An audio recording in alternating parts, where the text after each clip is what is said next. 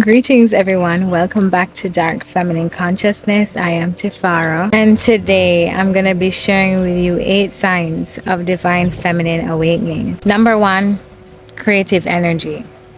You just have this sudden urge to create. You want to make things. You want to find some sort of way to express your creative energy. Whether it be a DIY project, you want to make a cake, you want to sew, you want to have children. For some women, that comes late. But at some point in time, I feel like that urge always comes for a woman somehow. It's innate. You want to procreate. You have a lot of creative energy inside of you, and you want to find ways to express it. It's one of the reasons why some women are good at entrepreneurship also, because they're good with coming up with creative ideas, creative ways to do things, creative ways to sell, creative ways to promote something. So women have a lot of untapped creative energy. And one sure way to know that you are tapping into divine feminine energy is that you want to do something creative. Number 2 is womb connection. You will find that a lot of women who are on this journey talk a lot about their wombs, talk a lot about womb connection, womb wellness, womb wisdom, womb care, because we realize that it is a very big part of our womanhood, a very big part of our essence, a big part of who we are, a big part of our purpose as well.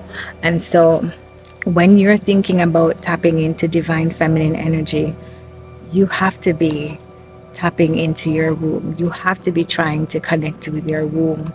One thing for sure that you will find that you are doing is becoming more conscious of your menstrual cycle.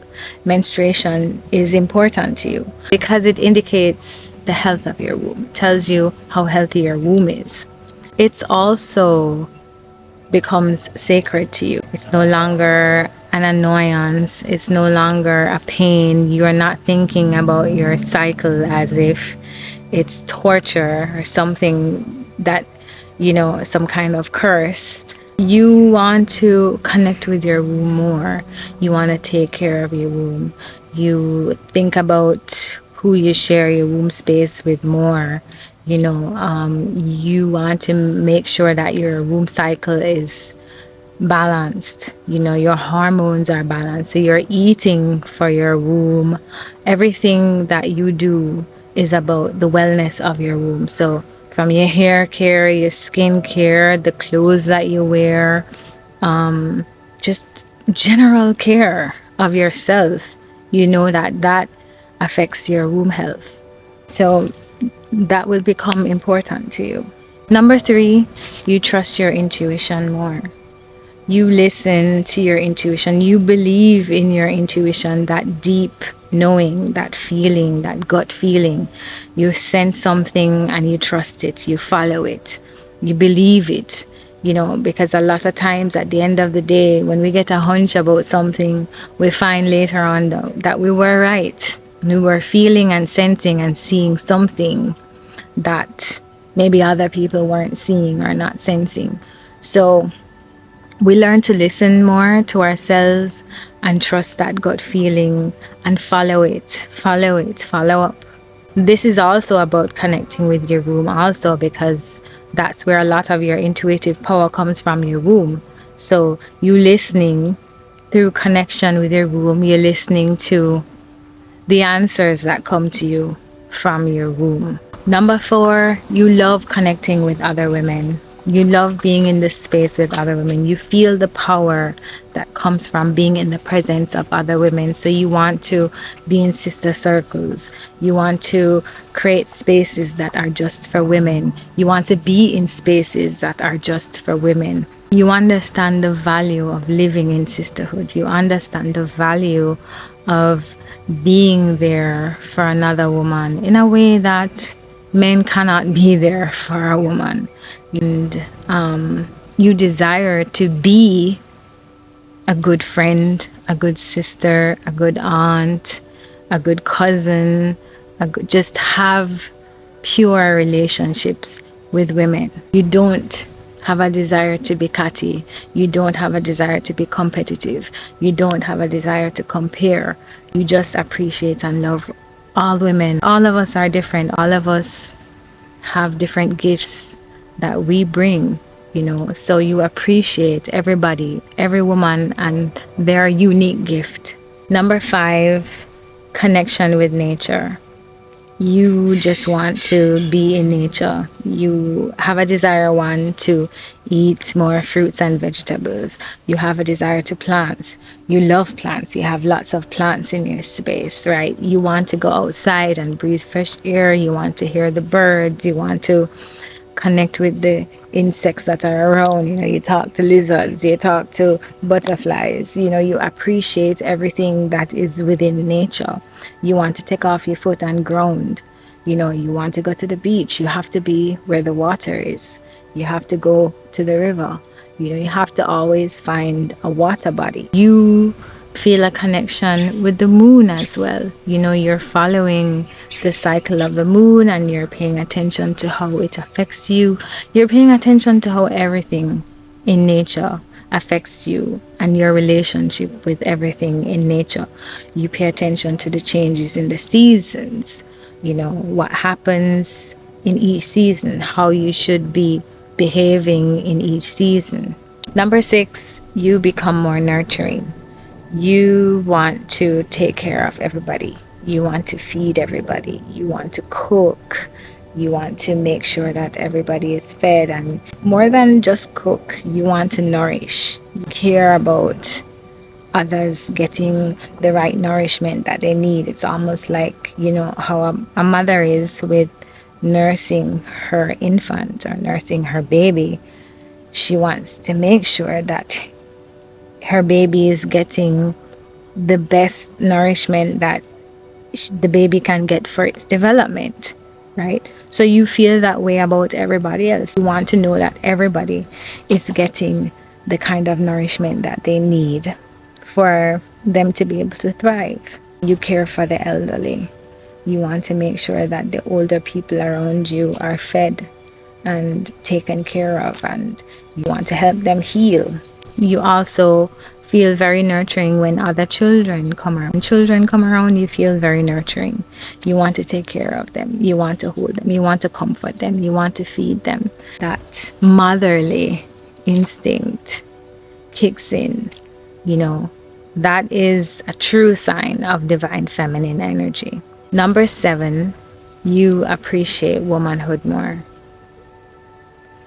You are no longer seeing your womanhood as some kind of handicap and something that you need to hate. You don't see yourself as a victim. You're not envious of men. You don't want to be like men. You appreciate that you're a woman and everything that comes with being a woman, and you see the power in womanhood and femininity, and you embrace all of that, everything that comes with being a woman, including your cycle. You realize that there is a power in feminine energy, and you want to tap into that. You want to empower yourself with that energy and empower others with that energy as well. Number 8, you have a deep desire for peace and rest and self-care. You don't want anybody making you miserable. You don't want to be angry. You just want to be happy. You want to be at peace. You want to be peace for others. So when others come around you, they feel nothing but peace and calm. You make sure that your space is representative of that. If you have to get away from anything that is taking away your peace, you will do that. If you have to go into nature to, reconnect, rejuvenate, re-energize yourself, renew yourself, you will do that. Anything that it takes to maintain your peace. Because you know that your peace and your happiness and your bliss is a big part of how you manifest. It's a big part of how you create. And so you do everything to protect that energy. Number 9, it's actually 9, not 8. you discover a healer within yourself. You realize that you have healing energy. So either you use your hands to heal, you use your words to heal, you create food that is healing. You suddenly become interested in herbs and its value. You start studying herbs, you learn more about herbs. You can actually recommend herbs to others. You can recommend other healing modalities as well. You know, you just become an overall healer because you realize that what the world needs is healing. What most of us need is healing, mentally, physically, and spiritual healing. So you equip yourself with the knowledge that will help others to be able to heal. You share knowledge on healing. So you become the medicine woman. Throughout all of this, I pretty much mentioned many of the archetypes, the goddess archetypes. And I spoke in a video before about the goddess archetypes and how it can help you to tap into feminine energy. So really, when you see these archetypes reflected in your life, that's how you know that you're tapping into divine feminine energy. So you have the mother archetype, you have the healer, the medicine woman, you have the oracle, you also have the warrior, which I didn't mention, but I did speak about these goddess archetypes in that video, and I'm going to link it so you can watch it. So those are 9 signs of divine feminine awakening. If you can think of any other signs, please don't be afraid to share them in the comment section. It's all about sharing. I share, you share, we share. Don't forget to subscribe. Don't forget to like. Also, it helps with the algorithm, right? And we still want to get to that 20,000, right? But actually, I increased my goal to 30,000 now because I'm closer to the 20. So yeah, I encourage you to subscribe if you haven't subscribed yet. Give the video a like and share it with someone. Take care of yourself, and we'll link up in the next video. All right, later.